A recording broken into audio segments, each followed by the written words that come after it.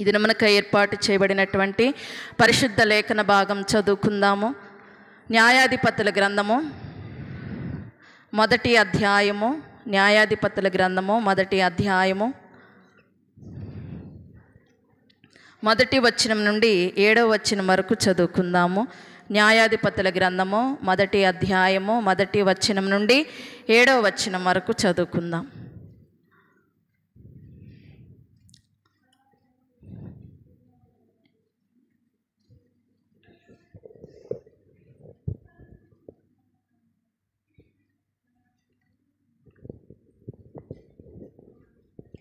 న్యాయాధిపతుల గ్రంథం 1వ అధ్యాయం 1 నుంచి 7 వచనాల వరకు ఇలాగ వ్రాయబడి ఉన్నది.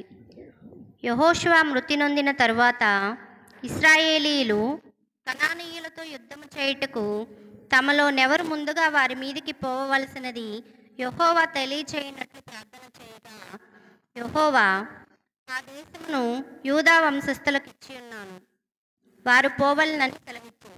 అప్పుడు యూదా వంశస్థులు తమ సహోదరులైన షిమ్యోనీయులతో, మనము కనానీయులతో యుద్ధము చేయుటకు మా వంతులోనికి మాతో కూడా రండి, మేమును మీతో కూడా మీ వంతులోనికి వచ్చేదమని చెప్పగా, షిమ్యోనీయులు వారితో కూడా పోయిరి.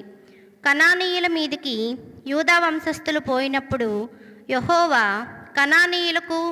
కనానీయులను పెరిజ్జీయులను వారికి అప్పగించెను కనుక వారు బెజకులో 10,000 మంది మనుష్యులను హతము చేసిరి. వారు బెజకులో అదోనీ బెజకును చూచి వానితో యుద్ధము చేసి కనానీయులను పెరిజ్జీయులను హతము చేసిరి. అదోనీ బెజకు పారిపోగా వారు అతన్ని తరిమి పట్టుకొని అతని కాళ్ళు చేతుల బొట్టన వ్రేళ్లను కోసివేసిరి. అప్పుడు అదోనీ బెజకు, తమ కాళ్ళు చేతుల బొట్టన వ్రేళ్లు కోయబడిన 70 మంది రాజులు నా భోజనపు బల్ల క్రింద ముక్కలు ఏరుకొనుచుండిరి. నేను చేసినట్లే దేవుడు నాకు ప్రతిఫలం ఇచ్చిననెను. వారు యెరూషలేమునకు అతని తోడుకుని రాగా అతడు అక్కడ చనిపోయెను.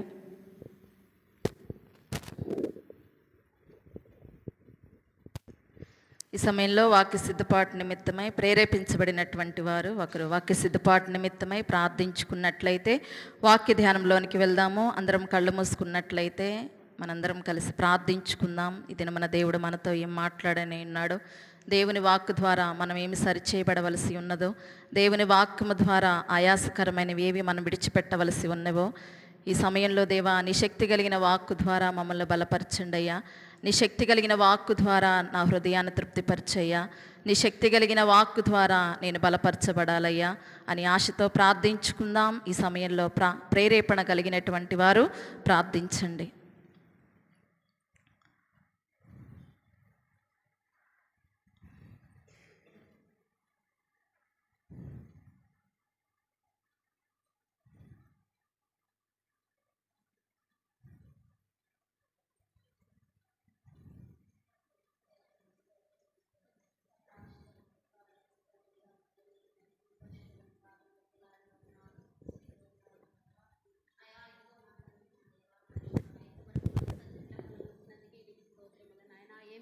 తీర్చగలం ప్రభా. ఏ పాటి వారము తండ్రి అయ్యా, ఇదిగో మనుషుడు రొట్టె వలే కాదు కానీ దేవుడు నోట వచ్చు ప్రతి మాట చొప్పున జీవించునని వాగ్దానం చేసిన నా ప్రభా.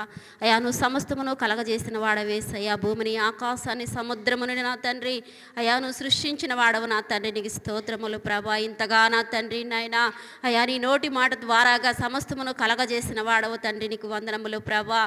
ఏమిచ్చి రుణం తీర్చగలం ప్రభా. నీకు స్తోత్రములు నాయనా. బ్రతికి ఉన్నామంటే నీ కృప, జీవించుచున్నామంటే నీ కృప నాయనా. నీకు స్తోత్రములు నాయనా.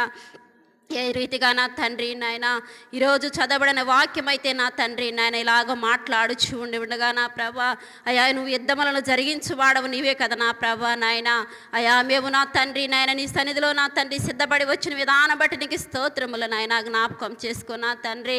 అయా, ఇదిగో సమస్తమును నా తండ్రి నాయన నువ్వు ధారాళంగా దయచేసిన వాడవు నా ప్రభా. నీకు వందనములు అయా. ఎందు నిమిత్తం నీ విడలు నీ సన్నిధికి వచ్చి ఉన్నారని వెరిగి ఉన్న దేవుడు వేసి అయా, సంవత్సరం నుండి సంవత్సరాంత వరకు నీ దయాకిరడం ధరింపజేసిన దేవానికి స్తోత్రములు నాయన. అయా ఇదిగో నా తండ్రి నాయన, అడుగు వాటికంటే ఊహించు వాటికంటే అత్యధికముగా ఇచ్చే తండ్రివి నీవు గనక నాయన, అమ్మని నీ సిలువ సాటును మరుగుపరుచుకో నాయన. ఏ వాక్యం బోధిస్తే హృదయాలకు అవసరం వాక్యం బోధించేలాగా సహాయం చేయండి నాయన. హృదయం నిండి ఉన్న దాన్ని బట్టి నోరు మాట్లాడనని మాట్లాడిన దేవానికి స్తోత్రములు నాయన. అయా ఇదిగో హృదయములు సరించుకుంటుంది కానీ శరీరంలో బలహీనతగా ఉంది నా ప్రభా. శరీర బలహీనతను తీసివేసి ఆత్మీయంగా సిద్ధపాటును దయచేయమని అడుగుచున్నాను ప్రభానికి స్తోత్రములు నాయన. అయా ఇదిగో ఈ ఒక్క మాట నా తండ్రి నాయన పెడచెవును పెట్టక నా ప్రభా, నీ సన్నిధిలో కూర్చుండే కుదుబడలో చేయి గ్రహించగల హృదయాన్ని ప్రతి ఒక్క బిడ్డకి అయా సహాయం చేసి మహిం పొందుకో నా తండ్రి. అయా ఏ పాటి వారమేసయ్యా, మేము ఎంతటి వారము నా తండ్రి నాయన, ఒట్టి వారం మట్టి వారము నా ప్రభా. అయా రేపటి దినమున బలలో చేయి వేయబోచుండుకు నా తండ్రి సిద్ధపాటు కలిగి ఉండటకు సహాయం చేయండి నాయన. అయా ఏ మంచి లేదు నాయన మాలో నా ప్రభా నాయన. అయా మమ్మల్ని నా తండ్రి నన్ను ఎంతగా నా తండ్రి హెచ్చించుటకు మేము ఎంతటి వారం, మా కుటుంబం ఏ పాడిది అన్నట్లుగా నా తండ్రి భక్తులు మాట్లాడినట్లుగా నీ సన్నిధిలో నా తండ్రి కుడి వచ్చిన ప్రతి ఒక్క బిడ్డ నా తండ్రి నాయన అయినగల చెవి గ్రహించగల హృదయాన్ని దయచేయమని ఈ చిన్ని ప్రార్థనని పరలోక రాజ్యంలో చేర్చుకోమని యేసయ్య పరిశుద్ధ నామములో అడిగి వేడుకొని ప్రార్థన చేయుచున్నాం తండ్రి. ఆమేన్.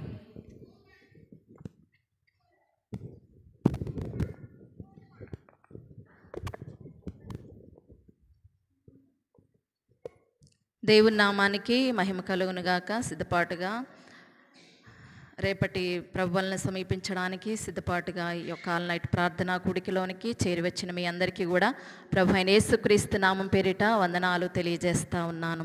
ఇది మనం చదువుకున్నటువంటి లేఖన భాగము న్యాయాధిపతుల గ్రంథము 1వ అధ్యాయము 1వ వచనం నుండి 7వ వచనం వరకు చదవగా మనం విని ఉన్నాము. దేవుడు ఈ 2024వ సంవత్సరమున జనవరి మాసము నుండి ఈ నవంబర్ మాసము ఈ చివరి దినమున ఇటు రీతిగా దేవాలయంలోనికి మనలందరినీ కూడా నడిపించినటువంటి దేవాతి దేవునికి మనం ఎంతగానో కృతజ్ఞతాస్తుతులు చెల్లించాల్సినటువంటి వారమై ఉన్నాము. రేపటి దినాన అనగా 12 దాటితే మనము డిసెంబర్ 1లోనికి వెళ్తాం కదా. కాబట్టి ఈ 11 మాసాలు దేవుడు మన పట్ల ఎన్నో కార్యాలు దేవుడు జరిగించాడు. ఎన్నో మేలులు దేవుడు మన పట్ల జరిగించుకుంటూ వస్తూ ఉన్నాడు. దేవుడు మనడలో ఎంతో తన ప్రేమను చూపిస్తూ ఉన్నాడు. తన కృపని మనకు అనుగ్రహింప చేస్తూ వస్తూ ఉన్నాడు. కాబట్టి మనము నిండు మనసుతో దేవుణ్ణి గణపరచాలి. నిండు మనసుతో దేవునికి కృతజ్ఞతాస్తుతులు చెల్లించాలి. ఎందుకు చెల్లించాలి? సజీవులంగా దేవుడు మనల్ని ఉంచాడు కాబట్టి మనము దేవుణ్ణి స్తుతించాలి. ఎందుకంటే ఎందుకు మనకంటే గొప్పవారు కదా, మనకంటే గొప్ప ఉన్నతమైనటువంటి వారు ఈ సమయంలో సజీవులుగా లేరు కదా, సజీవులుగా లేరు. దేవుని పిలుపునందుకొని ఈ కాలగర్భంలో కలిసిపోయారు. కానీ దేవుడు మనల్ని అయితే సజీవుల లెక్కలో ఉంచాడు. ఎందుకు ఉంచాడో తెలుసా?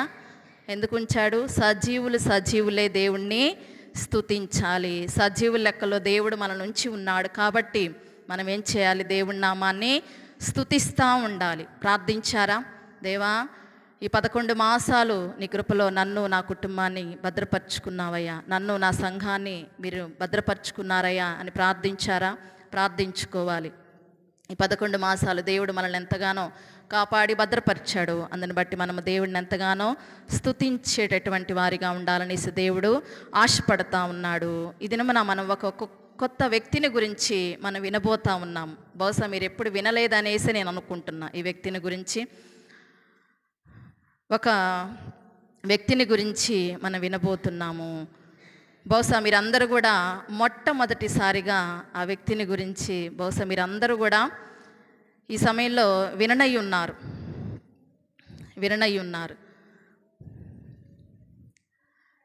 ఇశ్రాయేలు ప్రజల్ని పరిపాలించడానికి దేవుడు నాయకుడిగా ఎవరిని ఎన్నుకున్నాడు? మోషేని దేవుడు ఏర్పాటు చేసుకున్నాడు. మోషే నాయకత్వంలో ఇశ్రాయేలు ప్రజలు నడిపించబడినట్లుగా మనందరం చూస్తాం. మోషే తదనంతరము దేవుడు ఆ బాధ్యతను ఎవరికి అప్పగించాడు? యెహోషువాకి దేవుడు ఆ బాధ్యతల్ని అప్పగించినట్లుగా మనము చూడగలము. యెహోషువ ఆ బాధ్యతలు స్వీకరించినట్లుగా మనము చూడగలము. అయితే యెహోషువ నాయకత్వంలో ఇశ్రాయేలు ప్రజలు కనాను ప్రాంతంలోనికి నడిపించబడ్డారు. వాగ్దాన భూమిలోనికి నడిపించబడ్డారు. వాగ్దాన భూమిలోనికి నడిపించినటువంటి సమయంలో కొన్ని ప్రాంతాలు యెహోషువ వారికి పంచిపెట్టాడు. కొన్ని ప్రాంతాలు స్వాధీనపరచుకోవాల్సి ఉంది. అప్పటికే ఆ ప్రాంతాల్లో అన్ని జాతుల వారు నివసిస్తూ ఉన్నారన్నమాట. కాబట్టి వారిని కూడా వెళ్ళగొట్టి స్వాధీనపరచుకోవాలి ఇశ్రాయేలు ప్రజలు. ఆ పట్టణాలని స్వాధీనపరచుకోవాలి. అయితే న్యాయాధిపతుల గ్రంథము 1వ అధ్యాయం 1వ వచనంలో యెహోషువ కూడా ఏమైపోయాడు? నడిపించేటటువంటి నాయకుడు ఏమైపోయాడు? మృతి పొందెను అనే విషయాన్ని మనము చూస్తాం. వారి నడిపించేటటువంటి నాయకుడు చనిపోయినట్లుగా మనము చూడగలము. వారు నడిపించేటటువంటి నాయకుడు చనిపోయాడు. ఎన్ని సంవత్సరాలప్పుడు చనిపోయాడంట? అక్కడే రాయబడి ఉన్నది. న్యాయాధిపతుల గ్రంథము 2వ అధ్యాయము 8వ వచనంలో మనము చూస్తాము. ఎన్ని సంవత్సరాలప్పుడంట? 110 సంవత్సరముల వయసులో అతను చనిపోయినట్లుగా యెహోషువ గ్రంథము 24వ అధ్యాయము 29వ వచనంలో మనము చూడగలము. 110 సంవత్సరాలప్పుడు యెహోషువ చనిపోయినట్లుగా మనము చూడగలము. చనిపోయినటువంటి తరువాత దేవుని యొక్క ప్రజలైనటువంటి ఇశ్రాయేలీలు కనానీయులతో యుద్ధం చేయాలి. ఎవరితో యుద్ధం చేయాలి? ఎవరితో యుద్ధం చేయాలి చెప్పండి? ఎవరితో యుద్ధం చేయాలి? ఇశ్రాయేలీలు కనానీయులతో యుద్ధం చేయాలి. ఇప్పటి వరకు యెహోషువ నాయకత్వంలో వారు జయ జీవితాన్ని చూసినట్లుగా మనము చూడగలం. యెహోషువ గ్రంథంలో యెహోషువ నాయకత్వంలో దేవుడు వారిని ధైర్యపరిచినట్లుగా మనము చూడగలము. ధైర్యముగా యుద్ధాలు చేసినట్లుగా మనం పరిశుద్ధ లేఖనంలో మనము చూడగలం. కానీ ఇక్కడ నడిపించేటటువంటి నాయకుడు ఏమైపోయాడు? చనిపోయాడు. ఇప్పుడు వీరే సొంతంగా ఏం చేయాలి? యుద్ధం చేయాలి. ఎవరి మీద యుద్ధం చేయాలి? కనానీయులతో యుద్ధం చేయాలి. ఇది చాలా క్లిష్టమైనటువంటి పరిస్థితి. చాలా భయంకరమైనటువంటి పరిస్థితుల్లో ఉన్నారు ఇశ్రాయేలు ప్రజలు. ఎందుకంటే నడిపించేటటువంటి నాయకుడు ఉన్న సమయంలో ధైర్యముగా ఉన్నారు. వారు నడిపించేటటువంటి నాయకుడు ఉన్న సమయంలో వారు ఎంతో శక్తిమంతులంగా ఉన్నారు. కానీ నడిపించేటటువంటి నాయకుడు చనిపోయాడు. ఇప్పుడు వీరు సొంతగా యుద్ధం చేయాలి. చాలా క్లిష్టమైనటువంటి పరిస్థితుల్లో ఉన్నారు ఇశ్రాయేలు ప్రజలు. భయాందోళనలో ఉన్నారు. భయాందోళనతో క్లిష్ట పరిస్థితిలో ఉన్నటువంటి సమయంలో ఇశ్రాయేలు యొక్క ప్రజలు కనానీయులతో యుద్ధం చేయాల్సి వచ్చినటువంటి సమయంలో ఎక్కడికి వచ్చారు వాళ్ళందరూ కూడా? మన 1వ వచనంలోనే చూడగలము. వారు దేవునికి ప్రార్థించినట్లుగా మనము చూడగలము. దేవునికి ప్రార్థిస్తూ ఉన్నారు. ఆ క్లిష్ట పరిస్థితుల్లో, ఆ భయాందోళనకరమైనటువంటి పరిస్థితుల్లో దేవునికి ప్రార్థిస్తూ ఉన్నటువంటి పరిస్థితిని మనము చూస్తామన్నమాట.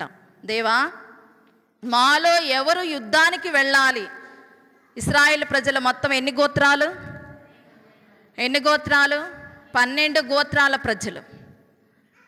అయితే వీరు దేవునికి మొరపెడతా ఉన్నారు, ప్రార్థిస్తూ ఉన్నారు. దేవా, మేము మరి యుద్ధానికి వెళ్ళాలనుకుంటున్నామయ్యా. ఈ 12 గోత్రాల్లో ఎవరిని నీవు యుద్ధానికి పంపించాలనేసి అనుకుంటున్నావు అనేసి దేవునికి ప్రార్థిస్తూ ఉన్న సమయంలో అప్పుడు దేవుడు అన్నాడు కదా, యూదా వంశస్థులు వెళ్ళాలి అని దేవుడు చెప్పాడు. ఏ వంశస్థులు వెళ్ళాలన్నాడు దేవుడు? యూదా వంశస్థులు యుద్ధానికి వెళ్ళాలి అని దేవుడు చెప్పాడు. మీరు భయపడొద్దు, అధైర్యపడొద్దు, నేను తప్పకుండా మీకు విజయాన్ని ఇస్తాను. కాబట్టి యూదా వంశస్థులు యుద్ధానికి వెళ్ళాలి అని అనేసి చెప్పినటువంటి మాటని మనము చూడగలం. ఈ యూదా వంశస్థులు ఏం చేశారంటే వారి సహోదరులైనటువంటి షిమ్యోనీయులను కూడా కలుపుకున్నట్లుగా మనము చూడగలము. షిమ్యోనీయులను కూడా కలుపుకొని మన ఇద్దరం కలిసి యుద్ధానికి వెళదాము అని అనేసి తర్వాత వచనాల్లో మనం చూసినట్లయితే యూదా వంశస్థులు తమ సహోదరులైన షిమ్యోనీయులతో కలిసి వారు యుద్ధానికి వెళదామని అనేసి మాట్లాడుకుంటున్నటువంటి మాటలు మనము చూడగలం అన్నమాట. యూదా వారు ఎదుర్కోపోయేటటువంటి ఒక రాజున్నాడు, కనాను రాజున్నాడు. ఇప్పుడు ఆ రాజును గురించే మనము విననై ఉన్నాము. ఇప్పుడు ఆ రాజును గురించే పరిశుద్ధాత్మ దేవుడు మనకి తెలియపరచనై ఉన్నాడు కొన్ని ఆత్మీయమైనటువంటి విషయాలు. ఈ దిన మన వాక్య ధ్యానాంశం ఏంటంటే, విత్తిన దానిని కోసిన అదోనీ బెజేకు.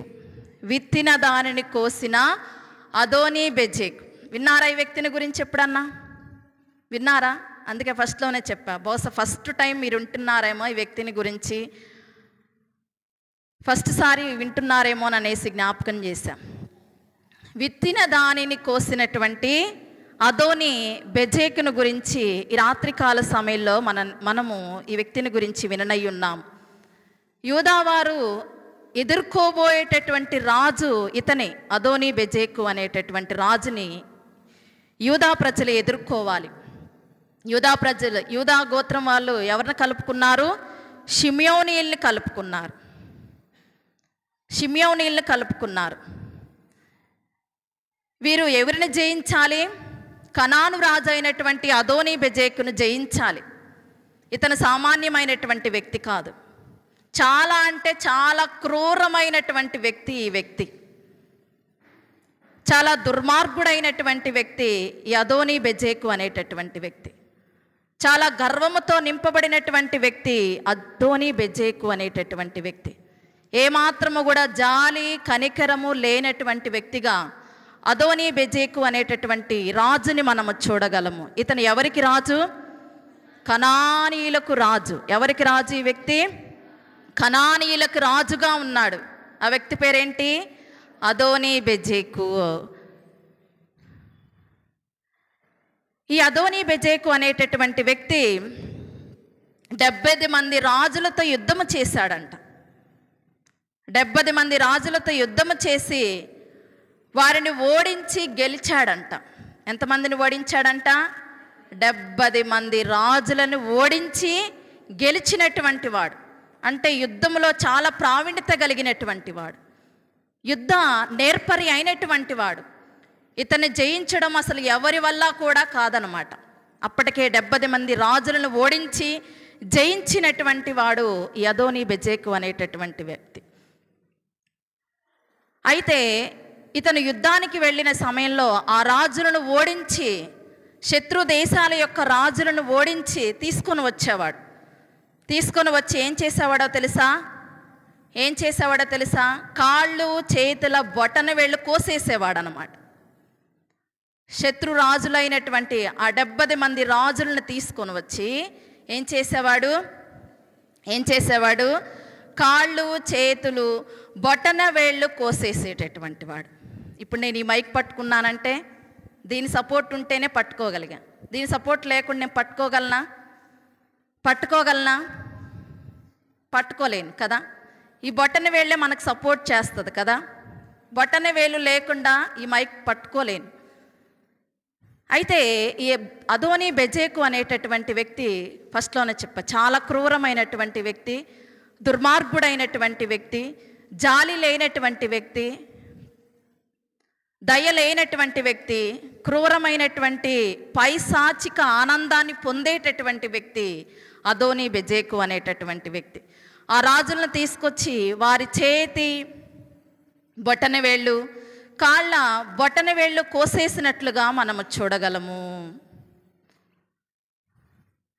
అంటే మనం భోజనం చేస్తున్నా, తర్వాత మనము ఏదన్నా బట్టలు ధరించుకున్న ప్రతి దానికి కూడా మనకి బొటనలు లేకుండా దేనికి కూడా మనకు పని చేయదనమాట. మన చేయి సహకరించదనమాట. చేతులు దేనికి కూడా సహకరించవన్నమాట. అయితే వాళ్ళ చేతులు బొటన వేళ్ళు, కాళ్ళ బొటన వేళ్ళు కోసేసి వాళ్ళని ఎక్కడ ఉంచేవాడో తెలుసా? అతను భుజించేటటువంటి భోజనపు బల్ల కింద వాళ్ళను ఉంచేటటువంటి వాడు అన్నమాట. భోజన బల్ల దగ్గర ఉంచేటటువంటి, అంటే రాజు తింటున్నటువంటి సమయంలో ఒక్కొక్క ముక్క కింద పడిపోతూ ఉంటుంది కదా, దాన్ని ఏరుకొని వీరు తినాలన్నమాట. ఒక్కొక్క ముక్క కింద పడిపోతూ ఉంటుంది కదా, అంటే కుక్కల్లాగా వారిని మార్చేసేవాడు అన్నమాట ఈ అదోనీ బెజేకు అనేటటువంటి వ్యక్తి. 70 మంది రాజులని గెలిచాడు ఈ అదోనీ బెజెక్ అనేటటువంటి వ్యక్తి. చాలా భయంకరమైనటువంటి మనసు కలిగినటువంటి వాడు. అంటే బొటన వేళ్ళు కోసేయటం అంటే అది ఎంతో భయంకరమైనటువంటిది. జయించానులే, ఇంక వీళ్ళని వదిలిపెడదాములే అని అనుకోలేదు ఈ రాజు. ఇంక వాళ్ళ దేనికి కూడా పనికి రాకూడదు అని ఆలోచన కలిగి వారి యొక్క బొటన వేళ్ళు కోసివేసినట్లుగా మనము చూడగలం. మనిషికి బొటన వేళ్ళు చాలా అవసరమైనటువంటిది. బొటన వేళ్ళు లేకుండా మనిషి ఏ పని కూడా చేయలేడు. సరిగ్గా భోజనం కూడా మనం చేయలేము బొటన వేళ్ళు లేకుండా. చేయగలమా? ఈ 4 వేళ్ళతో అన్నం తినగలమా? తినలేము కదా. సరిగ్గా భోజనం కూడా చేయలేము, సరిగ్గా బట్టలు కూడా కట్టుకోలేము, ఏ పని కూడా సరిగ్గా చెయ్యలేమన్నమాట. అయితే వీళ్ళు రాజులు కాబట్టి ఇంకా వీళ్ళు యుద్ధానికి పనికి రాకూడదు అని ఆలోచన కలిగి వీరు ఇంకెప్పుడు కూడా కత్తి పట్టుకోకూడదు, ఇంకా ఎప్పుడు కూడా వీరు కత్తులు ఉపయోగించకూడదు అని అనేసి వీళ్ళు ఇంక యుద్ధానికి పనికి రాకూడదు అని ఆలోచన కలిగి ఇంకా భవిష్యత్తులో ఈ 70 మంది నా మీద తిరుగుబాటు చేసేటటువంటి వారిగా ఉండకూడదు అని దుష్ట ఆలోచన కలిగి ఈ 70 మంది రాజుల్ని శక్తిహీనులుగా మార్చినట్లుగా మనము చూడగలము. ఎంత శక్తిహీనులుగా మార్చాడంటే భోజనం చేసేటప్పుడు కింద పడే ముక్కలు ఏరుకుని తినేంత దౌర్భాగ్యకరమైనటువంటి స్థితిలో ఈ 70 మంది రాజులను ఉంచినట్లుగా మనము చూడగలం. ఒకప్పుడు ఈ 70 మంది రాజులు ఎలా ఉన్నారు?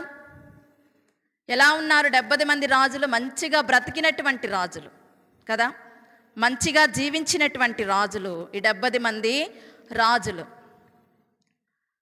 మంచి ఉన్నతమైనటువంటి స్థితిని కలిగినటువంటి రాజులు. కానీ అదోనీ బెజెకు ఏం చేశాడు? వారిని దౌర్భాగ్యులుగా చేశాడు.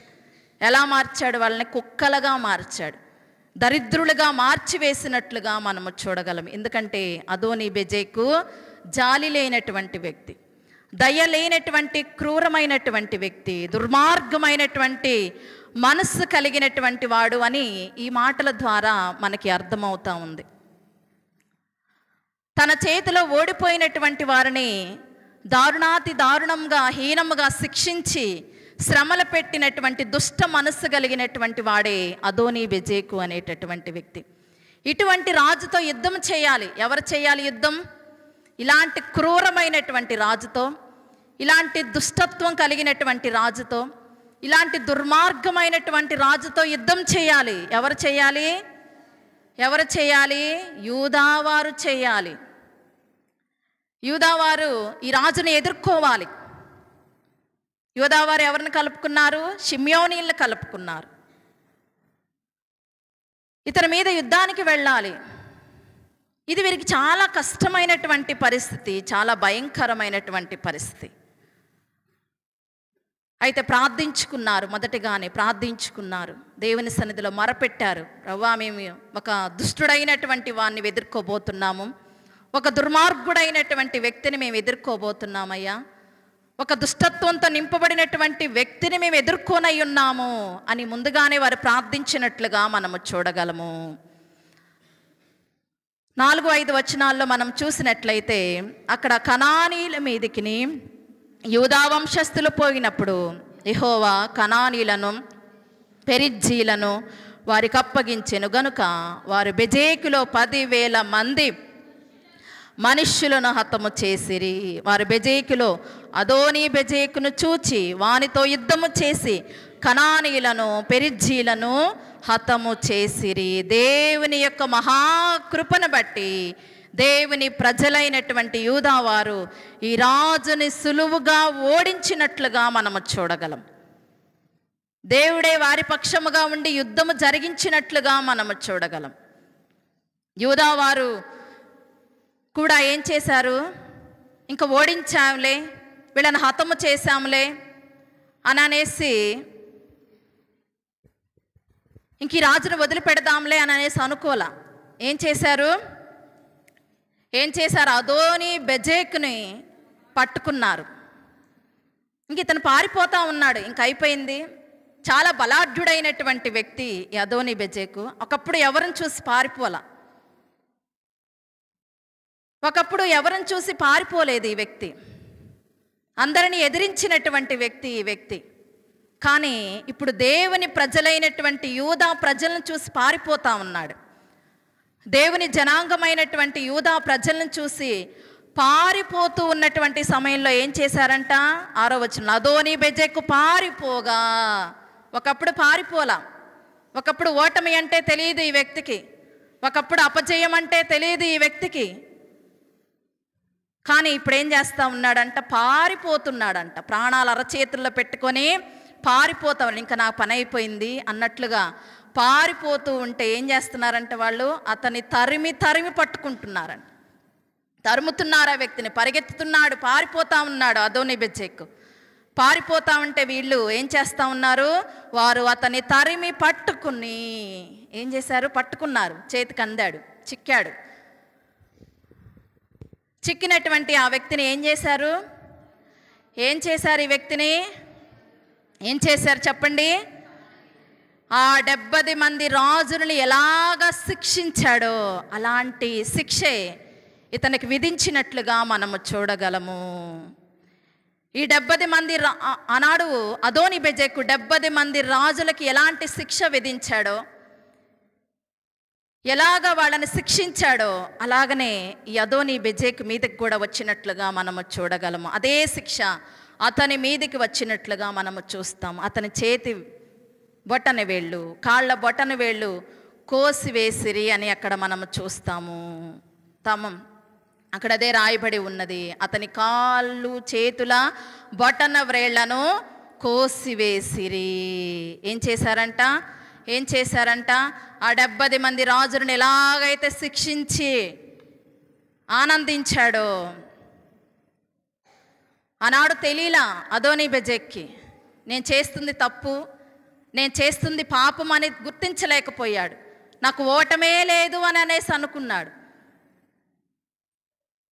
నన్ను ఓడించేవారు ఎవరూ లేరు అని అనేసి అనుకున్నాడు. విర్రవీగాడు, పైశాచికమైనటువంటి ఆనందాన్ని పొందాడు. ఆనాడు 70 మంది రాజులని హింసించి పైశాచికమైనటువంటి ఆనందాన్ని పొందాడు. ఇప్పుడు అదే శిక్ష తన మీదికి వచ్చినట్లుగా మనము చూడగలము. అప్పుడు గ్రహించాడు. అందుకనే అక్కడ రాయబడి ఉన్నది 7వ వచనంలో, అప్పుడు అదోనీ బెజెకు తమ కాళ్ళు చేతుల బొటన వ్రేళ్లు కోయబడిన 70 మంది రాజులు నా భోజనపు బల్ల క్రింద ముక్కలు ఏరుకొనుచుండిరి. నేను చేసినట్లే దేవుడు నాకు ప్రతిఫలం ఇచ్చెను. నేను ఒకప్పుడు ఒక వ్యక్తిని కొంతమందిని బాధ పెట్టా, ఇప్పుడు నేను బాధ చూస్తున్నా. నేను ఒకప్పుడు కొంతమందిని శిక్షించా ఈ రీతిగా. ఒకప్పుడు దుర్మార్గంగా ప్రవర్తించాను 70 మంది రాజుల పట్ల. ఇప్పుడు అదే శిక్ష నా మీదికి వచ్చింది. నేను చేసిన దానికి దేవుడు ఏం చేశాడు అంటున్నాడు? ప్రతిఫలం చేశాడు అని అనేసి అంటున్నాడు. అందుకని గలతీయులకు రాసిన పత్రిక 6వ అధ్యాయము 7-8 వచనాల్లో రాయబడి ఉన్నది, మనుషుడా ఏది విత్తుతావో అదే నీవు కోస్తావు అని రాయబడి ఉన్నది. అందుకనే వాక్య ధ్యానాంశం ఏమని చెప్పుకున్నాము? విత్తిన దాన్నే కోసిన అదోనీ బెజెకు. ఏది విత్తుతావో అదే నువ్వు కోస్తావు అని అక్కడ రాయబడినటువంటి మాటలు మనము చూడగలం. అందుకని అంటున్నాడు, తను అనుకుంటున్నాడు నేను చేసిందే నాకు జరిగింది అని అనేసి అనుకుంటున్నాడు. నేను అనేకుల్ని బాధ పెట్టాను, ఇప్పుడు అదే నా జీవితంలో జరిగింది అని అనేసి అదోనీ బెజెకే మాట్లాడుతున్నటువంటి మాటలు మనము చూడగలం అన్నమాట. ఈ రోజుల్లో కూడా అదోనీ బెజెకు లాంటి వాళ్ళు లేరా? ఉన్నారు. ఇతరులను బాధ పెట్టేవాళ్ళు కదా, ఇతరుల్ని దుఃఖ పెట్టేటటువంటి వాళ్ళు, ఇతరులు పడిపోతే నవ్వుకునేటటువంటి వారు, ఇతరులు ఓడిపోతే ఆనందించేటటువంటి వారు లేరా? ఉన్నారు. పైశాచికమైనటువంటి ఆనందాన్ని పొందేటటువంటి వారు, ఎదుటి వ్యక్తి బాధపడితే నవ్వుకునేటటువంటి వారు, ఎదుటి వ్యక్తి దుఃఖపడితే ఆనందించేటటువంటి వారు. ఎదుటి వ్యక్తి ఒక మాట అంటాము, కానీ అదే మాట తిరిగి మనల్ని అంటే మనకి ఎంత బాధేస్తుంది కదా. ఒక వ్యక్తి ఒక మాట మనల్ని అంటే మనము తిరిగి ఆ వ్యక్తిని అంటే ఆ వ్యక్తికి బాధేస్తుంది, మనకి బాధేస్తుంది అన్నమాట. కాబట్టి ఎవరినన్నా ఒక వ్యక్తిని మనం బాధ పెట్టే విధంగా మాట్లాడితే అదే వ్యక్తి నీ పట్ల ప్రవర్తిస్తే నీకెంత బాధేస్తుంది కదా. కాబట్టి దేవుడు అన్నాడు, నువ్వేదైతే విత్తుతావో అదే నువ్వు చూస్తావు అనే మాటని జ్ఞాపకం చేస్తూ ఉన్నాడు. అదోని బెజేకు లాంటి వారిగా మీరు ఉండకూడదు అని పరిశుద్ధాత్మ దేవుడి రాత్రికాల సమయంలో మనకి తెలియపరుస్తున్నాడు. ఇతరులకి కీడు చేయాలని, ఇతరులను బాధ పెట్టాలని, ఇతరుల్ని పడిపోయే స్థితిలో చూడాలని, ఇతరులు ఓడిపోతే చూడాలి అని అనుకునేటటువంటి మనస్తత్వం కలిగినటువంటి వారిగా మీరు ఉండకూడదు. దేవుడు అంటున్నాడు, ఒక్కటి గుర్తుపెట్టుకో, నువ్వు చేసేదే నీకు జరుగుతుంది, నువ్వేది చేస్తావో అదే నీకు జరుగుతుంది అంటున్నాడు దేవుడు ఈ రాత్రికాల సమయంలో. నువ్వు చేసినటువంటి దానికి ప్రతిఫలం నువ్వు చూస్తావు. ఎదుటి వ్యక్తిని బాధ పెడుతున్నావా, నువ్వు బాధపడే రోజు ఒకటి వస్తుంది. ఎదుటి వ్యక్తిని దుఃఖ పెడుతున్నావా, నువ్వు దుఃఖపడే రోజు ఒకటి వస్తుంది. ఎదుటి వ్యక్తి పడిపోతే ఆనందిస్తూ ఉన్నావా, నువ్వు పడిపోయే దినం ఒకటి వస్తుంది. ఎదుటి వ్యక్తి ఓడిపోతే ఆనందిస్తున్నావా, నువ్వు ఓడిపోయే దినము ఒకటి వస్తుంది అని గుర్తుపెట్టుకోమంటున్నాడు దేవుడు. అదోని బెజేకుని జ్ఞాపకం చేస్తూ ఉన్నాడు ఈ రాత్రికాల సమయంలో. ఆనందించాడు, ఎదుటి వ్యక్తిని శిక్షించి ఆనందించాడు, ఎదుటి వ్యక్తిని బాధ పెట్టి ఆనందించాడు, ఎదుటి వ్యక్తిని ఒక సైకోలాగా ప్రవర్తించాడు. చివరికి ఏమంటున్నాడు, నేను చేసిన దానికి ప్రతిఫలం నేను చూస్తున్నాను అంటున్నాడు. నేను చేసిందే నాకు జరిగింది అనే విషయాన్ని జ్ఞాపకం చేస్తూ ఉన్నాడు అదోని బెజేకు అనేటటువంటి రాజు.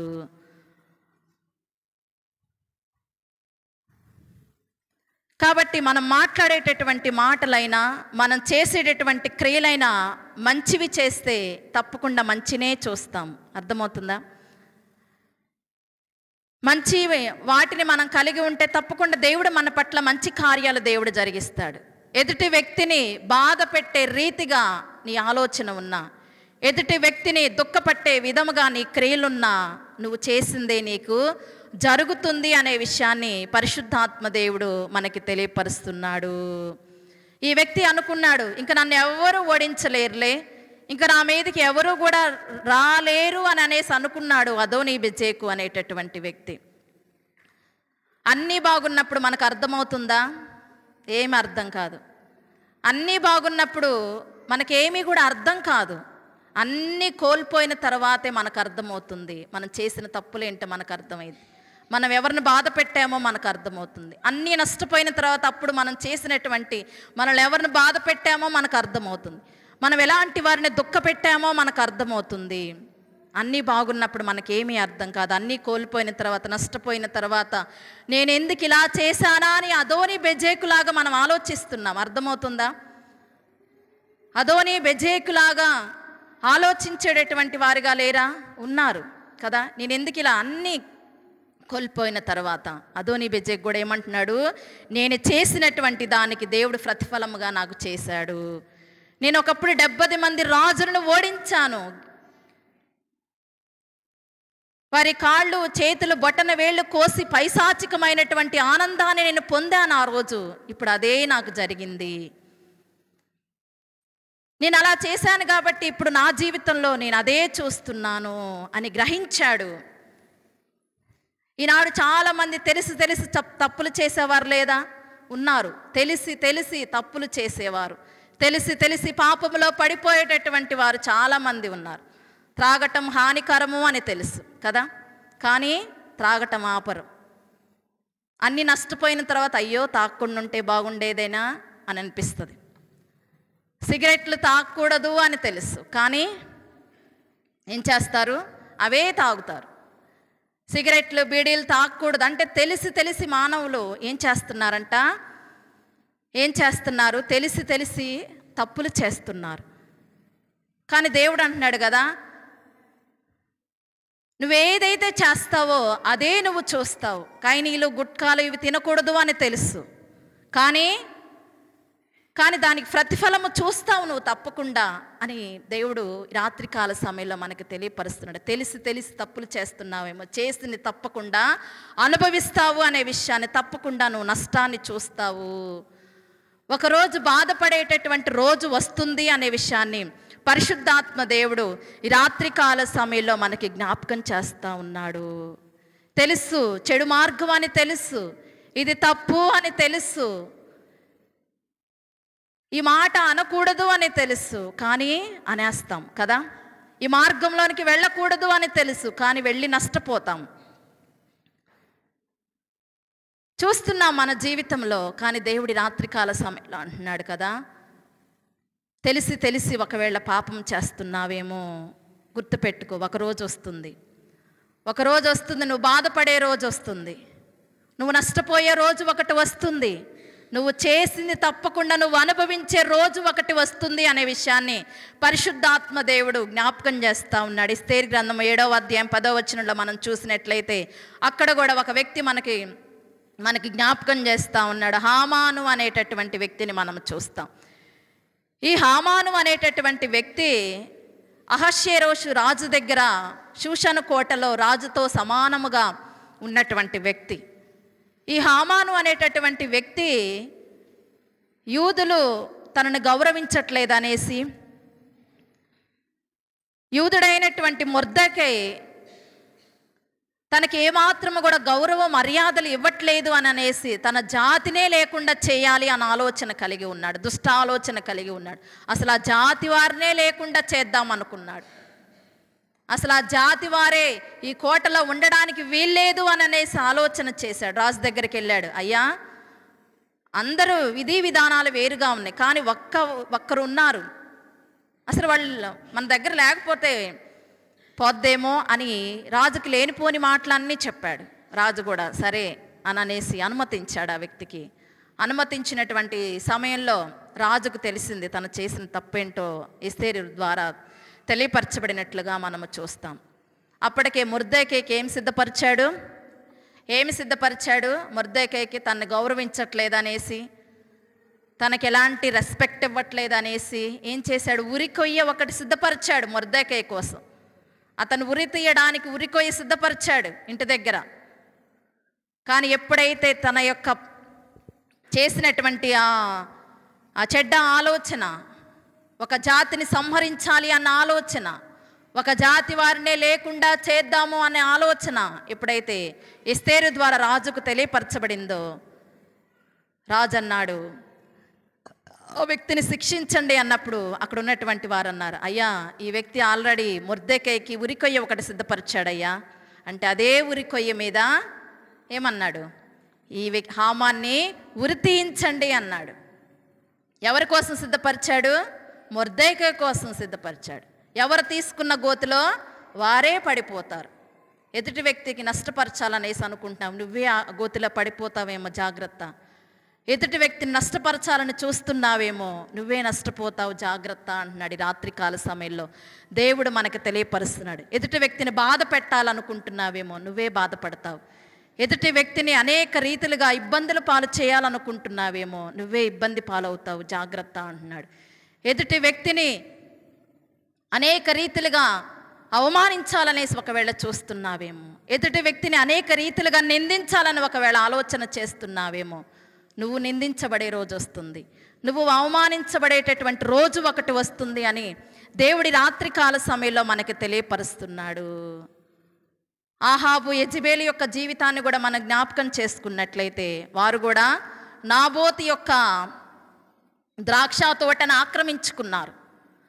ఆక్రమించుకున్నారు. అతను చంపి మరీ ఆక్రమించుకున్నారు కదా. ఎంత దుష్టత్వం కదా. అతను నేను ఇవ్వను అన్నాడు.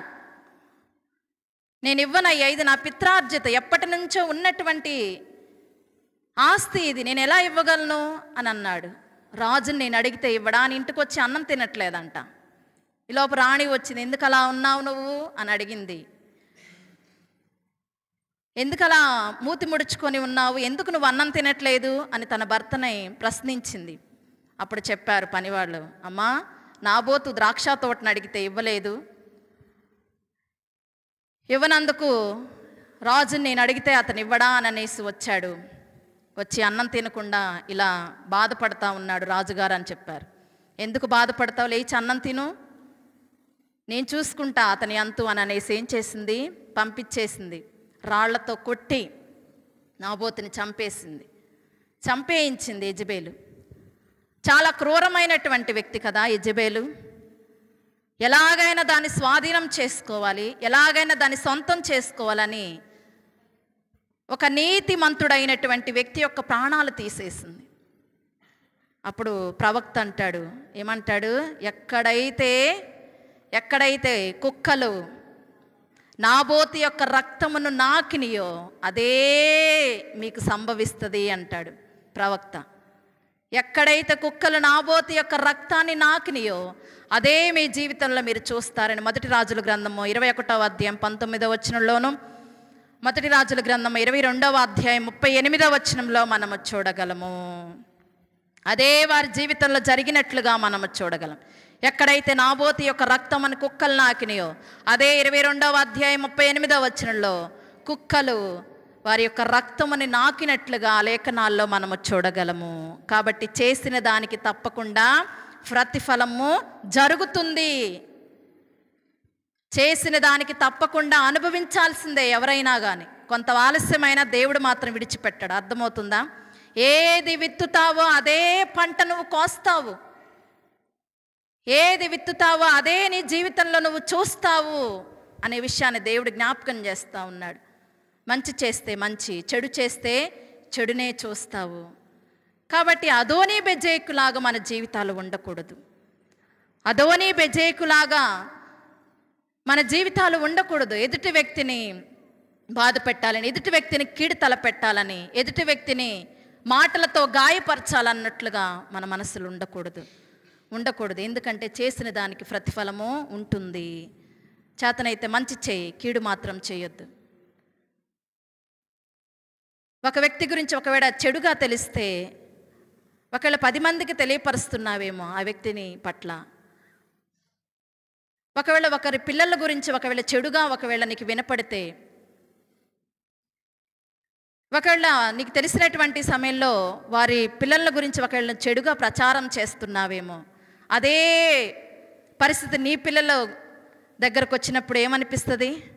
అప్పుడు గుర్తొచ్చింది, అయ్యో పలానా పిల్లలు నేను అలా చేశాను కదా, పలానా పిల్లల పట్ల నేను అలా ప్రవర్తించాను కదా, అదే నేను చూస్తున్నాను అని అనిపిస్తుంది. కొంత ఆలస్యమైన తప్పకుండా జరిగిద్ది, కొంత ఆలస్యమైన తప్పకుండా ప్రతిఫలం మనం చూస్తాం. అది ఏదైనా కానీ దేవుడు తప్పకుండా ప్రతిఫలం చూపిస్తాడు. గ్రహించాడు అదోనీ బెజెకు చివరి టైంలో, నేను చేసిన దానికి దేవుడు నాకు ప్రతిఫలం దయచేశాడు. 70 మంది రాజుల చేతుల బొటని వేళ్ళు, కాళ్ళ బొటన వేళ్ళు కోసేసి ఎట్లా ఉంచాడు? కుక్కల్లాగా తన బల్ల దగ్గర ఉంచాడు. ఇంక వారు దేనికి పనికిరాని నిస్సహాయ స్థితిలో ఉంచాడు. శక్తిహీనులుగా వారిని మార్చాడు. ఇప్పుడు అదే పరిస్థితి తనకు ఎదురయ్యింది. తర్వాత ఏమైపోయాడు? తర్వాత రాయబడింది, వారు యెరూషలేమునకు అతన్ని తోడుకుని రాగా అతడు అక్కడ చనిపోయెను. చివరికి ప్రాణాలు పోగొట్టుకున్నాడు. చేసిన దానికి ప్రతిఫలం చూసి ప్రాణాలు పోగొట్టుకున్నట్లుగా మనము చూడగలము. కాబట్టి చేసిన దానికి తప్పకుండా ప్రతిఫలం ఉంటుంది అనే సత్యాన్ని దేవుడి రాత్రికాల సమయంలో మనకి తెలియపరుస్తున్నాడు. ఏబు గ్రంథంలో కూడా పరిశుద్ధాత్మ దేవుడు మనకి తెలియపరుస్తున్నాడు. ఏబు గ్రంథము 34వ అధ్యాయము, ఏబు గ్రంథం 34వ అధ్యాయం 11వ వచనం, నరుల క్రియలకు తగినట్టుగా ఫలము ఆయన వారికి ఇచ్చును, అందరికీ వారి వారి మార్గములను బట్టి వారికి ఫలమిచ్చును. నరుల క్రియలకు తగినట్లుగా ఏమిస్తాడంట? దేవుడు ఫలమిస్తాడంట. వారి యొక్క మార్గములను బట్టి ఆయన ప్రతిఫలం ఇస్తాడు అనే విషయాన్ని ఇక్కడ దేవుడు జ్ఞాపకం చేస్తాం. కాబట్టి ఏ క్రియలు చేస్తున్నావు నువ్వు? ఎదుటి వ్యక్తిని బాధ పెట్టే పనులు చేస్తున్నావా? ఎదుటి వ్యక్తిని దుఃఖపెట్టేటటువంటి పనులు చేస్తున్నావా? చేసిన దానికి తప్పకుండా ఫలం ఉంటుంది అనే విషయాన్ని ఇక్కడ జ్ఞాపకం చేస్తూ ఉన్నట్లుగా మనము చూడగలము. ఋతు గ్రంథంలో కూడా మనం చూసినట్లయితే ఋతు గ్రంథము 2వ అధ్యాయము 2వ అధ్యాయము 12వ వచనంలో మనం చూసినట్లయితే అక్కడ బోయజు రూతుని గురించి మాట్లాడుతూ ఉన్నాడు. యెహోవా నీవు చేసిన దానికి ప్రతిఫలం ఇచ్చును. ఏమంటున్నాడు? బోయజు రూతును చూసి రూతుతో అంటున్నటువంటి మాట, అమ్మా నువ్వు చేసినటువంటి మంచి పనిని బట్టి నీ వారందరిని విడిచిపెట్టేశావు, నీ తల్లిదండ్రులు వదిలిపెట్టేశావు, నీ దేశాన్ని వదిలిపెట్టేశావు. నీ యవ్వన ప్రాయంలో నేను ఈ ముసలామని నమ్ముకొని వస్తే నాకేంటి ప్రయోజనం అని నువ్వు అనుకోలేదమ్మా. అత్త ఏమంది, అమ్మా మీరు మీ పుట్టింటికి పోండి అని అనేసి అనుమతించింది. వెళ్ళిపోవచ్చు, వరప వెళ్ళిపోయింది కదా, ఈమె కూడా వెళ్ళిపోవచ్చు, మంచి యవ్వన ప్రాయంలో ఉంది, వెళ్ళిపోయి మరొక వ్యక్తిని వివాహం చేసుకొని ఉండొచ్చు. కానీ వెళ్ళిపోవడానికి సిద్ధపడలా. తన దేశాన్ని విడిచిపెట్టేసింది, తన తల్లిదండ్రులు వదిలిపెట్టేసింది. ఏమంది? నీ దేవుడే నా దేవుడు, నీ ప్రజలే నా ప్రజలు అని అనేసి అత్తను వెంబడించింది, అత్తను హత్తుకొని వచ్చింది. వచ్చినటువంటి సమయంలో పొలంలో పరిగెవేరుకుంటా ఉంది. బోయజు పొలంలో పరిగెవేరుకుంటున్నటువంటి సమయంలో అప్పటికి ఒక కొత్త వ్యక్తి తన పొలంలో ఉన్నదని గ్రహించాడు బోయజు. ఎవరా వ్యక్తి అంటే ఆ పొలంలో పనిచేస్తున్న వారు చెప్పారు, అయ్యా పలానా నయోమి యొక్క కోడలయ్యా, ఆమె తన దేశాన్ని వదిలిపెట్టేసింది, తన యొక్క తల్లిదండ్రులు వదిలిపెట్టేసింది, తన భర్తని పోగొట్టుకుంది, తన అత్తని వెంబడించి ఇక్కడికి వచ్చింది అని చెప్పారు. అప్పుడు బోయజు అంటున్నాడు, అమ్మ నువ్వు చేసిన దానికి తప్పకుండా నీకు ప్రతిఫలం వస్తుంది అని అనేసి అన్నమాట మనం చూస్తాం. మంచి చేసింది ఆమె, స్వార్థముగా లేదు ఆమె, స్వార్థాన్ని చూసుకోలే ఆమె మంచి పని చేసింది కాబట్టి దానికి తగినట్లుగా దేవుడు ఆమెకి మంచి ప్రతిఫలము దేవుడు దయచేసినట్లుగా తర్వాత వచనాల్లో మనము చూడగలము. తర్వాత మొదటి సమూయేలు గ్రంథము 26వ అధ్యాయంలో కూడా మనకి రాయబడి, ఈ 26వ అధ్యాయము మొదటి సమూయేలు గ్రంథము 26వ అధ్యాయము 23వ వచనంలో మనం చూసినట్లయితే అక్కడ ఆయన నాని చివరి లైన్లో రాయబడి ఉన్నది, ఆయన నా నీతిని నా విశ్వాస్యతను చూచి నాకు ప్రతిఫలము దయచేయును అంటున్నాడు. దావీదు మహారాజు అంటున్నటువంటి మాట. దేవుడు నాకు ఎలాంటి ప్రతిఫలం ఇస్తాడో తెలుసా? నా నీతిని బట్టి నా విశ్వాస్యతను చూచి దేవుడు నాకు ప్రతిఫలం ఇస్తాడు. నా నీతిని బట్టి దేవుడు ప్రతిఫలం ఇస్తాడు అంటున్నాడు. నా విశ్వాస్యతను బట్టి దేవుడు నాకు ప్రతిఫలం ఇస్తాడు అనే విషయాన్ని దేవుడు నువ్వు నీతిగా జీవిస్తే అదే ఫలాన్ని నువ్వు చూడగలుగుతావు. తర్వాత 2వ దినవృత్తాంతాల గ్రంథము 6వ అధ్యాయంలో కూడా తెలియపరుస్తున్నటువంటి మాటలు మనం చూస్తాము. 2వ దినవృత్తాంతాల గ్రంథము 6వ అధ్యాయం 31వ వచనంలో మనం చూసినట్లయితే 6వ అధ్యాయము 31వ వచనంలో రాయబడినటువంటి మాట, నీ మార్గంలో నడుచున్నట్లుగా వారి వారి హృదయములను ఎరిగి ఉన్న నీవు వారి సకల ప్రవర్తనకు తగినట్లు ప్రతిఫలమును దయచేయుదువుగాక. అన్నీ ఎరిగిన దేవుడు, మనం ఆరాధిస్తున్న దేవుడు, సర్వాంతర్యామి అయినటువంటి దేవుడు. నా మార్గాలు ఎవరికి తెలియదులే అని అనేసి అనుకుంటున్నావేమో, నీ హృదయం ఎరిగినటువంటి దేవుడు ఆయన, నీ మనస్సు ఎరిగినటువంటి దేవుడు ఆయన. అందుకనేమన్నాడు, నీ మార్గంలో నడుచున్నట్లు వారి వారి హృదయములను ఎరిగి ఉన్న నీవు వారి సకల ప్రవర్తనకు తగినట్లు ప్రతిఫలము దయచేయును. హృదయ అంతరంగాన్ని ఎరిగినటువంటి దేవుడు. మన రహస్యాలేంటో అన్నీ దేవునికి తెలుసు. మన పక్కన ఉన్నటువంటి వారికి తెలియకపోవచ్చు, లేక మన ఇంట్లో ఉన్నటువంటి వారికి తెలియకపోవచ్చు మన రహస్య జీవితాలు. కానీ ఆయన రహస్య స్థలాల్లో కూడా దాగి ఉన్నటువంటి దేవుడై ఉన్నాడు అని 139వ సంకీర్తనలో మనము చూస్తాం. నీ రహస్యమైనటువంటి జీవితం దేవునికి తెలుసు. ఆయన రహస్య స్థలాల్లో కూడా దాగి ఉన్నటువంటి దేవుడు. ఆయనకు మరుగైనది ఏది కూడా లేదు. ఒకళ్ళు దాచిపెట్టవచ్చు మనుషుల ఎదుట, కానీ దేవుని ఎదుట ఏది కూడా దాచిపెట్టలేము. అన్నీ ఆయనకు తెలుసు. కాబట్టి నువ్వు చేసిన ప్రతి దానికి, అది మంచి అయినా చెడైనా, తప్పకుండా ప్రతిఫలము నీకు జరుగుతుంది అనే విషయాన్ని దేవుడు జ్ఞాపకం చేస్తూ ఉన్నాడు. కీర్తనాకారుడు 18వ సంకీర్తనలో కూడా తెలియపరుస్తున్నాడు కదా. 18వ సంకీర్తన 24వ వచనంలో అంటూ ఉన్నాడు కదా. 18వ సంకీర్తన 24వ వచనంలో, కావున యెహోవా నేను నిర్దోషిగానుట చూచి తన దృష్టికి కనబడిన నా చేతుల నిర్దోషత్వం బట్టి నాకు ప్రతిఫలమిమ్ము.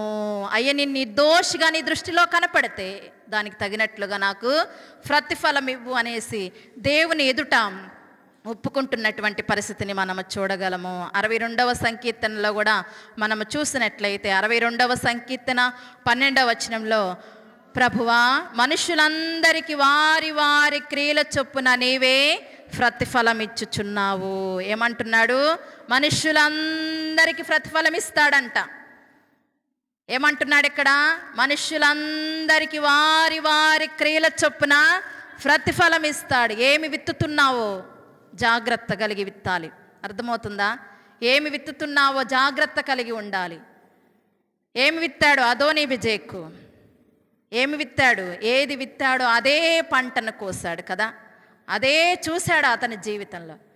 కాబట్టి ఇక్కడ మాట్లాడుతున్నటువంటి మాటలో మనుషులందరికీ వారి వారి క్రియల చొప్పున దేవుడు ప్రతిఫలం ఇస్తాడంట. ఒకానొక దినమున, ఒకానొక రోజు రానై ఉన్నది. మనుషులు చేసేటటువంటి ప్రతి వానికి ప్రతిఫలం ఇచ్చే రోజు ఒకటి రానై ఉన్నది. కాబట్టి దాని కొరకు ఎలాంటి సిద్ధపాటును మనం కలిగి ఉంటున్నాము ఒకసారి జ్ఞాపకం చేసుకోవాలి. సిద్ధపడుతున్నావా? దేవుని మంచి మార్గాన్ని అనుసరించడానికి సిద్ధపడుతున్నావా? దేవుని నడిపింపులోనికి రావడానికి సిద్ధపడుతున్నావా? దేవుని విశ్వాస జీవితాన్ని అనుసరించడానికి సిద్ధపడుతున్నావా? దేవుని నీతివంతమైన జీవితంలోనికి నడిపించబడడానికి సిద్ధపడుతున్నావా? ఒక దినము రానై ఉన్నది. అవి మంచివైనా సరే చెడ్డవైనా సరే ప్రతీది తీర్పులోనికి వస్తుంది. ప్రతి దానికి ప్రతిఫలం వస్తుంది. జాగ్రత్త అనే విషయాన్ని దేవుడు జ్ఞాపకం చేస్తూ ఉన్నాడు ఈ రాత్రికాల సమయంలో. 91వ సంకీర్తన కూడా తెలియపరుస్తున్నాడు. 91వ సంకీర్తన 8వ వచనంలో అంటున్నాడు, నీవు కనులారా చూచుచుండగా భక్తిహీనులకి ప్రతిఫలము కలుగును. భక్తిహీనులకు ఇచ్చే ప్రతిఫలము, నువ్వు నీతివంతమైన జీవితాన్ని జీవిస్తూ నువ్వు దేవుని ఎదుట నిర్దోషిగా కనపడినటువంటి సమయం, నీ మీద లేనిపోని నిందలేస్తున్నారేమో భక్తిహీనులైన వారు, నీ మీద లేనిపోని మాటలు మాట్లాడుతున్నారేమో. దేవుడు నీ కన్నులతో నువ్వు చూస్తావు భక్తిహీనులకు ఇచ్చే ప్రతిఫలం ఎలాంటిదో.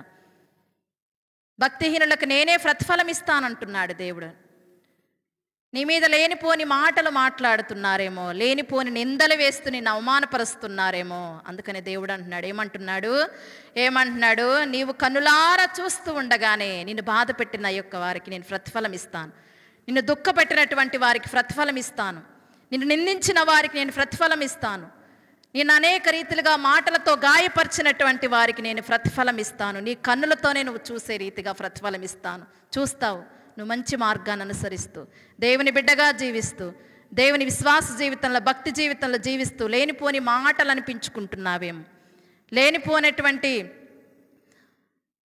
మాటలు అనిపించుకుంటూ బాధపడుతున్నావేమో. నీ కన్నులతోనే నువ్వు చూసే విధంగా దేవుడు అంటే ఏమిస్తాడంట? వారికి ప్రతిఫలం ఇస్తాడంట. బహుశా కొంతమంది చూసే ఉండొచ్చు అనుకుంటున్నా, కొంతమంది చూసి ఉండొచ్చు. నిన్ను బాధ పెట్టినవారు, నిన్ను దుఃఖ పెట్టినవారు, నిన్ను నిందించిన వారు, నిన్ను అనేక రీతిలుగా బాధించినటువంటి వారు ప్రతిఫలం చూసినటువంటి సందర్భాలు బహుశా మీ జీవితాల్లో కూడా చూసి ఉండొచ్చు. ఒకవేళ చూడకపోతే దేవుడు అంటున్నాడు, ఇదిగో నువ్వు నా బిడ్డగా జీవిస్తే, నువ్వు నా బిడ్డగా నువ్వు నడిపించబడితే తప్పకుండా నిన్ను బాధ పెట్టేవారు, నిన్ను అనేక రీతులుగా హింసించేటటువంటి వారిని నేను తప్పకుండా ప్రతిఫలం ఇస్తాను వారికి అనే విషయాన్ని దేవుడు జ్ఞాపకం చేస్తున్నటువంటి మాటలు మనము చూడగలం. కాబట్టి దేవుడు అంటున్నాడు ఈ రాత్రికాల సమయంలో, నువ్వు చేసిందే నీకు వస్తుంది, నువ్వు చేసిందే నువ్వు చూస్తావు. విత్తిన దానిని కోసిన అదోనీబెజెకు యొక్క జీవితం ద్వారా దేవుడు ఈ రాత్రికాల సమయంలో మనకి తెలియపరుస్తున్నాడు. ఏమి విత్తుతున్నావు నువ్వు? అందుకనే చివరిగా ఈ మాటలు చదువుకొని ముగించుకుందాము. గలతీయులకు రాసినటువంటి పత్రిక 6వ అధ్యాయము, గలతీయులకు రాసినటువంటి పత్రిక 6వ అధ్యాయము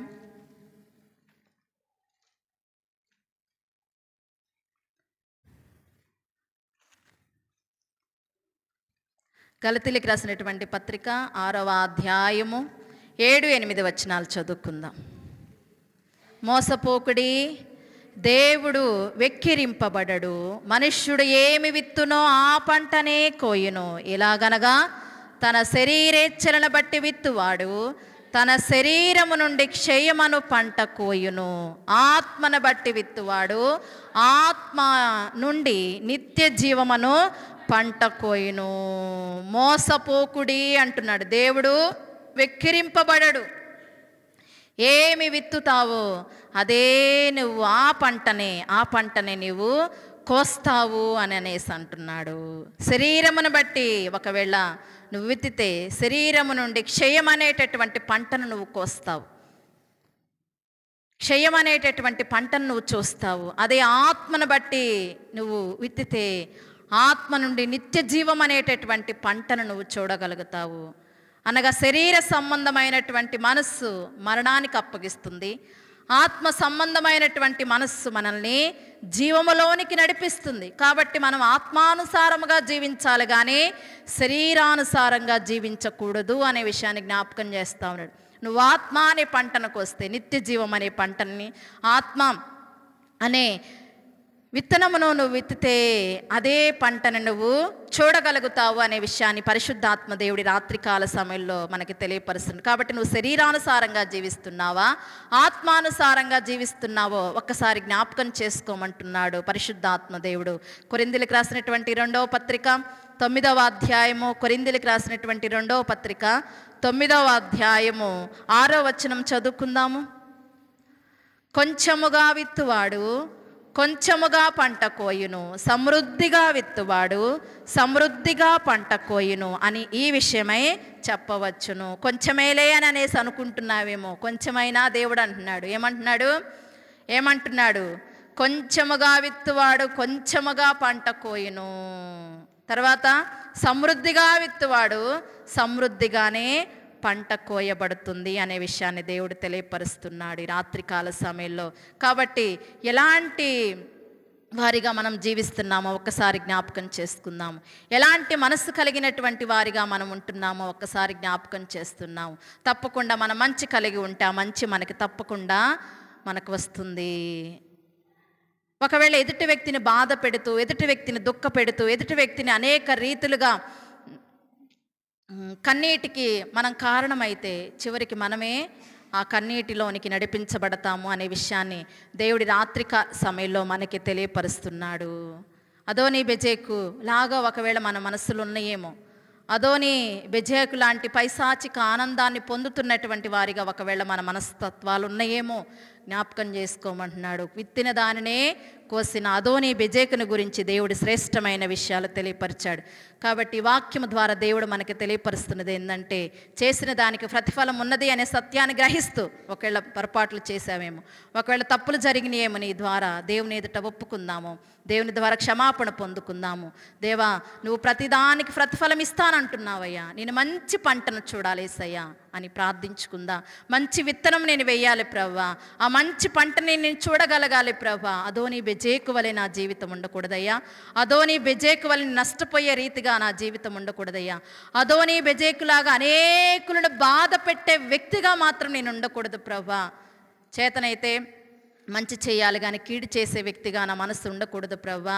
నా పాపములు, నా దోషములు, నా అపరాధాలు మన్నించి నీ బిడ్డగా నన్ను అంగీకరించయ్యా. నీలాంటి మనస్సు నాకు దయచే ప్రభువా అని ప్రార్థించుకుందాం. దేవుని మనసు ఎలాంటిది? ప్రేమించే మనసు. దేవుని ప్రేమ ఎలాంటిది? దేవుని మనసు ఎలాంటిది? ఇది మన ఉదయకాల సమయంలో చదువుకున్నాం పత్రిక పాఠ్యభాగం, ఫిలిప్పీలకు రాసిన పత్రికలో, క్రీస్తు యేసు కలిగిన ఈ మనస్సు మీరును కలిగి ఉండండి. క్రీస్తు ప్రేమ ఎలాంటిది? బాధ పెట్టేదా? క్రీస్తు ప్రేమ ఎలాంటిది? దుఃఖ పెట్టేదా? క్రీస్తు ప్రేమ ఎలాంటిది? బాధ పెట్టినా దుఃఖ పెట్టినా సహించగలిగేటటువంటిది, భరించగలిగేటటువంటిది క్రీస్తు ప్రేమ. క్రీస్తు ప్రేమ జాలి చూపించేది, క్రీస్తు ప్రేమ కౌగలించుకునేది, క్రీస్తు ప్రేమ హత్తుకునేటటువంటిది, క్రీస్తు ప్రేమ దయ చూపించేటటువంటిది. కాబట్టి క్రీస్తు మనసు కలిగి ఉందాము. అట్టి కృప పరిశుద్ధాత్మ దేవుడు మనందరికీ దయచేయునుగాక. ఆమేన్. ఈ సమయంలో మనందరం కలిసి ప్రార్థించుకుందాము, విజ్ఞాపన ప్రార్థన చేసుకుందాము. ఈ రాత్రికాల సమయంలో దేవుడు మనకి తెలియపరిచినటువంటి శ్రేష్టమైన మాటలు జ్ఞాపకం చేసుకుందాము. దేవా, ఈ రాత్రికాల సమయంలోనైనా అదోని బెజేకు యొక్క జీవితాన్ని మీరు మా ముందు పెట్టారయ్యా. అదోని బెజేకు ఎలాంటి దుష్టమైన మనసు కలిగి ఉన్నాడు, ఎలాంటి దుష్ట ఆలోచన కలిగి ఉన్నాడు.